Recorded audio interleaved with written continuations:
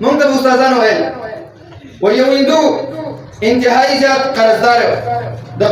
قرضونو په بیخي اوجو دومره قرضدار چې بیخي نور تنګ شوی د خپلې ښځې سره مشوره به بار بار کوله چې څه شی وکړم د هغې نه بعد یو ورځ پریشان او په ټینشن کې په لاره کې روان دی فکر کوي چې څه وکړم توره تیاره ده ماښام دی پښه یې د یوې غوټې سره لګېږي کله چې لاندې وکتل د فکر وکړو چې والا د چا نه خو پیسې غورځېدلې او څه مې ډېرې دي 1 لک 2 لک 3 لک روپۍ دي او د قرضونه مې خلاص نو چې پیسو دغې غوټې ته یې لاس کړو په بغل کې یې نیولی دی او کور ته منډې وهي او په شان ګوري منډې کور ته راورسېد کله چې کور ته رارسېږي ښځې ته وایي چوت به نه خرابوئ غوټه مې پیدا کړې ده او څه مې ډېرې روپۍ دي پکې د قرضونو نه به خلاص شو ښځه ورته احساس سره خلاص کړي چې 200 روپۍ دي پکې هغه غوټه چې خلاصوي دغه هندو او دغه ښځه یې دواړه یو ځای سره ناست دي کله چې غوټه خلاصوي چې ګوري هغه پیسې نه دي هغه د الله جل جلاله کلام دی قرآن کریم د چا نه پرېوتی دی د کوم طالب العلم نه پاتې شوی دی په لاره کې پرېوتی دی او دغه هندو ته په لاس ورکړی نو هندو قرآن کریم پېژندو روا یې غوښتلو او ښځې ته یې وویل چې دا خو د مسلمانانو کتاب دی دا مې په لاره کې پیدا کړو 1 لک روپۍ څه 2 لک څه په کروړهاو روپو نه دا قیمته دی دا خو یوه عظیمه تحفه ده چې موږ ته میلاو شوه د مسلمانانو کتاب دی ښځې زه هندو یم ته هنده وئ زما او ستا زه او ته د دې قرآن کریم صحیح قدر نشو کولی داسې کار به وکړو زه به لاړ شم غسل به وکړم د غسل نه بعد به راشم ټوله شپه به مې دا قرآن کریم الله ته نیولی تر نیمې شپې 12 بجو پورې او الله ته به ژاړم چې الهه ستا کلام مې د پښو سره لګېدلی دی بیا مې راواغېستلو الهه په دغه ګناه باندې ما ونه نیسي او هلته دې ټوله ګورې ژاړي تر نیمې شپې پورې کله چې نیمه شپه پوره شوله ښځه یې لاړه غسل یې وکړو او په ژړا شوه او الله تعالی ته یې وویل چې الهه ستا دا کلام زما د خاوند په پښو لګېدلی دی هغه فکر کول که روپۍ دي کور ته یې راوړي چې ویې کتل ستا کلام دی الهه د دغه کلام په خاطر زمونږ دا غریبي نوره ختمه کړه موږ ته دا ګناه معاف جاړي ټول تر سهاره پورې خاوند او ښځې خوب ونه کړو دواړه وژړل کله چې سهار شو دغه هندو راغی قرآن کریم یې بغل کې نیولی او کوټونه یې تاو کړي دي وایي زما مسجد ته ځان رسوم د مسلمانانو جومات ته او چې دا وروړم او ورته امانت وسپارم چې دا ستاسو کتاب دی او ما په لاره کې پیدا کړو او ما یې ټوله شپه الله ته جړلې چې دا واخلئ چې به احترامي رانه نه شي ځکه مسلمانانو سره خو به د کلام الله ډېر قدر دا چې اوس موږ سره قدر نشته بې ځایه پاڼې شکېدلې دي او پوښونه نه ورکړو دا زموږ کمزوري ده هغه مسلمانان به چې وو کوم څیز چې علما کرام فرمایي زیات شي نو قدر یې کم شي په هغې وخت کې به په ټول ملک کې په ټول وطن کې به یو قرآن کریم چا ته قرآن کریم نه پیدا کړي ټولو خلکو په حفظ باندې په یاد د یو بل نه به اورېدلی او یاد کړی وي اوس خو زیات شول په هر کور کې 15 المارېګانې په ډکې دي قدر یې نشته دا خو به د قرآن کریم قدر موږ ته راشي چې کله روز قیامت شي او دغه د قرآن کریم د حافظانو د سینو نه او د قرآن کریم د پاڼو څخه دا ټول تورې پورته شي او اسمان ته په ژړا لاړ شي بیا چې کله جومات ته راځي قاري صاحب او ګوري خلاصوي نو په سینې کې څه شی پاتې الحمدلله به نه یادې چې په ټول عمر کې اذان نه غلطېدله او نو په قرآن کریم کې څه شی پاتې بیا به موږ ته قدر راشي بیا به په قدر پوه شو ځکه نه وایي اوس چې ډېر دی په قدر یې نه پوهېږي نو دغه هندو راغی د مسلمانانو ته کتاب حواله په دغه منطقه کې کوم باچا چې کوم د دې خلکو مشر چې هغه وفات شوی په دغه شپه باندې خو په دغه سهار کې بیا خلکو د سهار لمانځه نه بعد مشوره کوله چې باچا خو وفات شو زمونږ نه بعد یو بل باچا تعینول پکار دي چې یو بل مشر وټاکلی شي که چېرته مشر نه وي په ملک کې به ګډوډي جوړه شي وایي ښه خبره ده نو دوی دغه خلکو د مسلمانانو خپل منځونو کې خبرې کولې د دوی د خبرو درمیان کې هندو جومات ته رادننه شو کله چې هندو جومات ته راغی ورته وایي چې دا کتاب مو واخلئ دا ستاسو کتاب دی بېګانې د پښو سره لګېدلی دی او ما او زما ښځې انتهایي زیات قدر کړی دا واخلئ نو مسلمانانو چې د دې هندو د عجیبه انداز کې دا خبرې او بیان یې واورېدلو نو مسلمانان ډېر تعجب کې شول چې مونږ یې دومره قدر نه کوو مونږ کله الله تعالی ته تر نیمې شپې پورې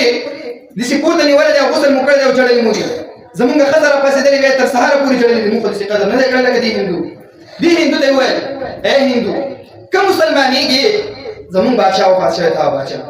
بادشاه به شي مزې کوه هغه ورته زه ښځې سره مشوره وکړم ښځې ورته مسلمان شه که نه د الله بنده زه مسلمان شم هندو مسلمان شو ښځه مسلمان شوه دغه مسلمانانو دغه هندو خپل باچا وټاکلو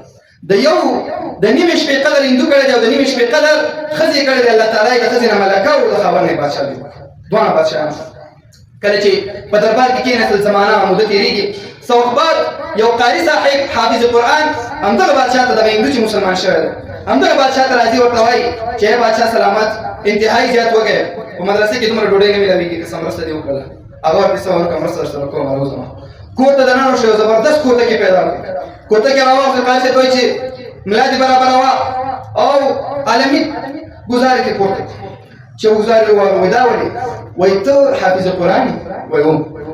وای ستا په سینه کې قرآن کریم دی وای ستا په سینه کې قرآن کریم دی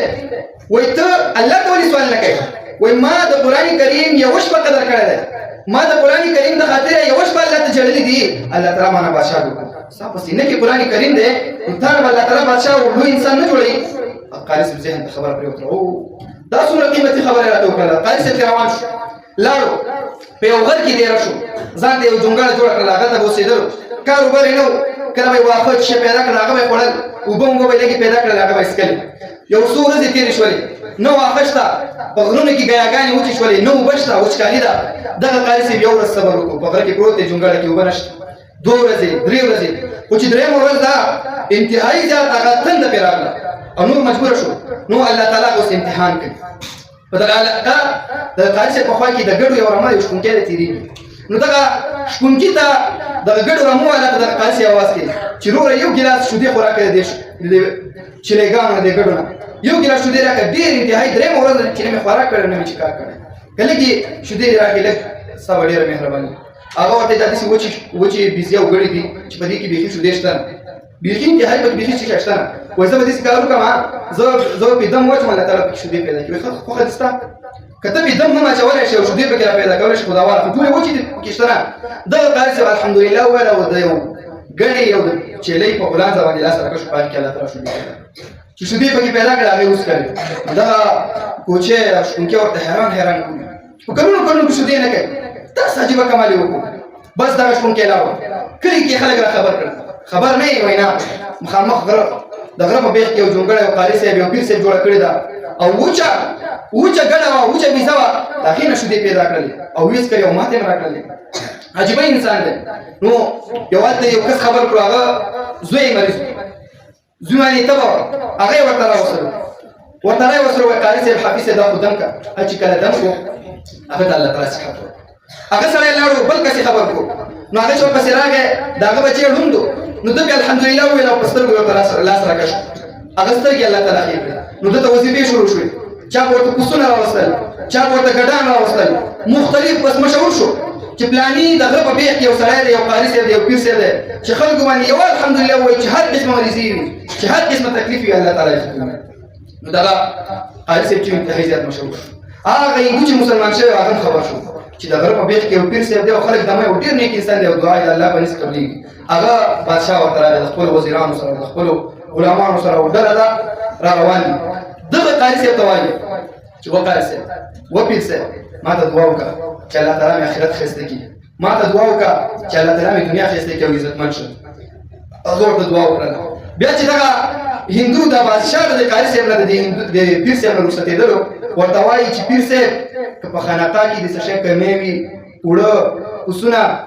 نور څه بندوبست پیسې میسې دې پکار ما ته ووایه زه به درسره کومک وکړم نو دغه قاري صاحب او پیر صاحب ورته وایي چې ما پېژنې وایي زه خو تا نه پېژنم وایي زه هماغه قاري صاحب یم چې تا ته راغلی یم او تا نه مې سوال کړی و چې ما ته د الله په رضا یو څه شی راکړه حافظ یم او تا راته ویل چې ما یو شپه د قرآن کریم قدر کړی ما نه الله بادشاه جوړ کړو د هغې راهیسې ما ځان سره سوچ کړی چې زه بیا د چا نه سوال نه کوم او دلته راغلی یم د الله جل جلاله عبادت کوم او د الله سره مې راز او نیاز اوس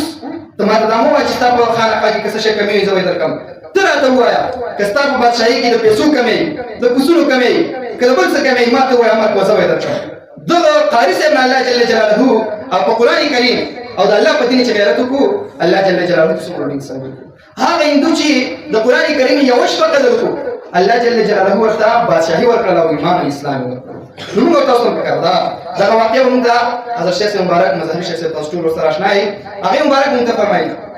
انتهایی زیات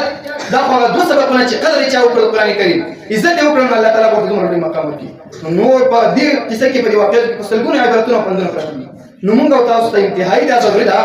چې د قرآن کریم سره علاقه او علاقه مندي او د زړه سره مینه په قرآن کریم چې غیرت وکړو الله جل جلاله بیا په موږ تاسو باندې غیرت کوي. درود شریف اللهم صل على محمد كما صليت على ابراهيم وعلى ال ابراهيم انك حميد